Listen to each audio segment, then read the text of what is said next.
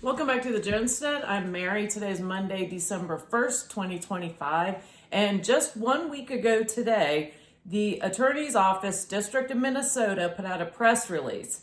The 78th defendant in Feeding Our Future fraud scheme has been charged. And this is the largest COVID-19 fraud scheme in the country. Federal prosecutors say over $1 billion were siphoned from states' social safety net programs, more than the entire state spends annually to run its Department of Corrections.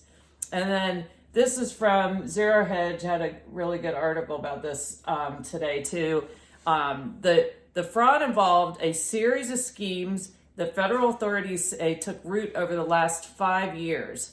Many centered in Minnesota's Somali diaspora, where individuals established companies that billed state agencies for services that were never performed. So let's go back and take a look at the 78th defendant that they just charged a week ago today. Just so you have a snapshot of just one defendant in this $1 billion fraud case. His name is Abdirashid Bixi Dul. He's 36 years old, and he cooperated and served on boards of 2 Minnesota nonprofits, Bilal Mosque Inc. and Multicultural Resource Center Inc. He participated in the federal child nutrition program under sponsorship of Feeding Our Future. Dul falsely claimed to be serving over 40,000 meals to children every week. And through the Bilal, I don't know if I'm pronouncing that right, and I don't care, site alone, claimed to serve 6,000 meals every day to children. That daily figure is more than double the entire population of that town. Dul received $1.1 million in federal child nutrition program funds.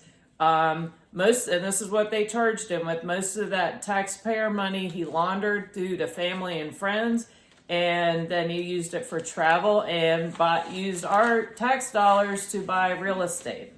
And this is just one of the defendants of the 78. You should go, if you haven't, go and look up some of the others and just look at their individual cases. It's really astounding.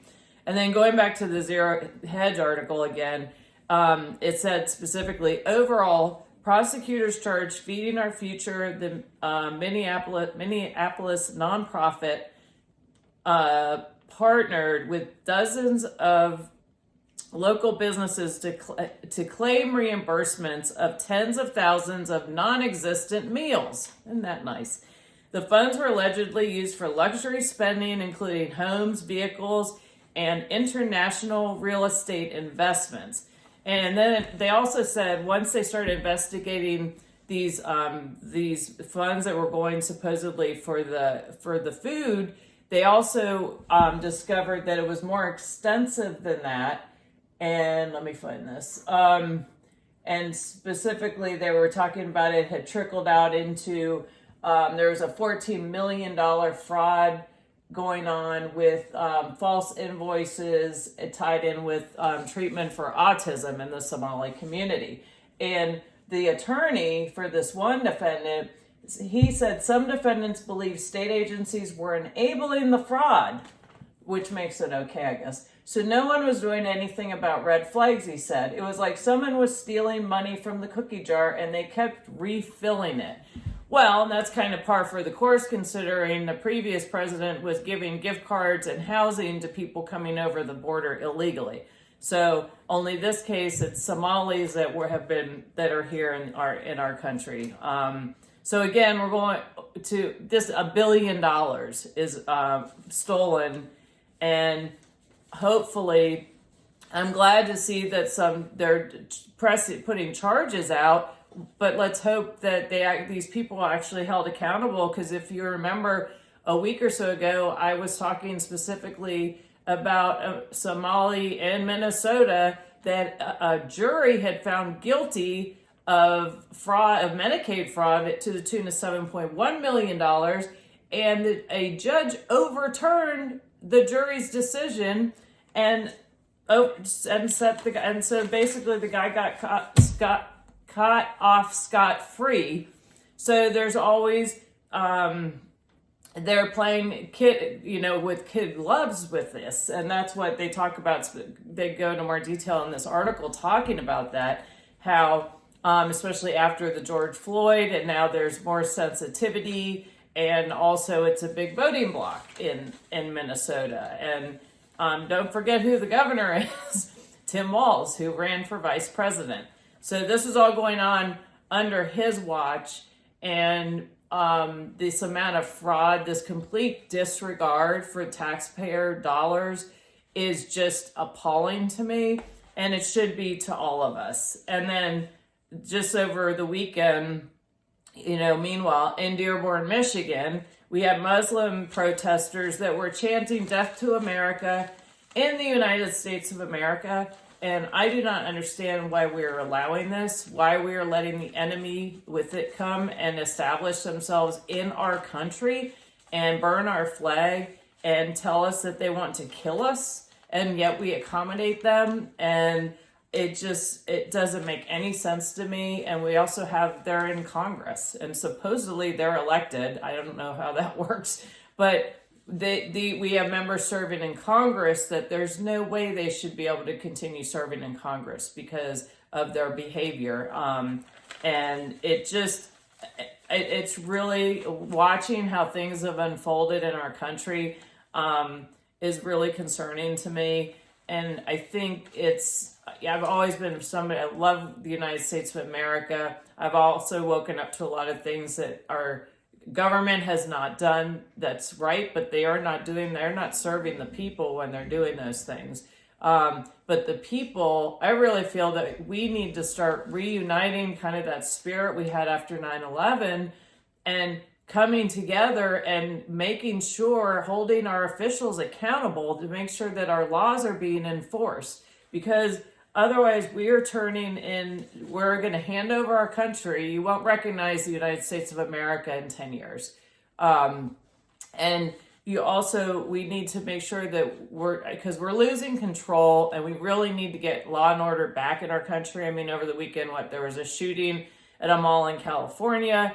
We've got foreign enemies in our borders, and then we have Americans going to the mall and they're shooting each other. And there was a shooting at Patrick Henry Mall in Newport News, Virginia, which I live far enough from, but probably not far enough from it, about a 40-minute drive from there. And, the police these are isolated incidents, but they're not, because other people are getting injured, and that shouldn't make it okay. That should be zero tolerance. And that's why it's so important that we as citizens demand that our justice system is doing its job, and that we have a zero tolerance for lawlessness. And this total lack of disregard for taxpayer dollars that needs to stop. And I just feel like we're living in a bit of a powder keg right now. And I think the best thing that we can do is to continue to stand up for our country, continue to tell our people in elected positions and and support our law enforcement, and so that we're not coddling people simply because of the color of their skin or what nationality they're from. This whole coexist business, these bumper stickers that say coexist, those are put out there. So basically people are too scared to even say anything. If you see somebody shoplifting, how dare you say that, or how dare you accuse me of that simply because I have a different color of skin or whatever it is. That shouldn't matter, period, as far as I'm concerned. So again, also make sure you're prepared. When you go out and go out shopping, definitely make sure you're paying attention. You have your situational awareness. And when you're driving, be really careful, because we're hearing more and more about random shootings. We've had a number of them on Interstate 64 in Virginia in the last year. And some I still don't think they have identified who is responsible. And so you just really need to pay attention. Don't assume, nothing's going to happen to me, because you never know. So just be prepared, learn some self-defense, do some training if you can, and learn some skills so that you're in a better position to defend yourself and come out on the winning end if you end up in an altercation with someone. So again, and stand up for the United States of America and our Constitution, because we are the greatest country on earth still, and they're trying everything they can to rip it to shreds, and not on my watch. So I thank you all for watching. I hope you found some of this information helpful, and please like and share, subscribe if you haven't, and I look forward to talking to you all again soon. Have a great day.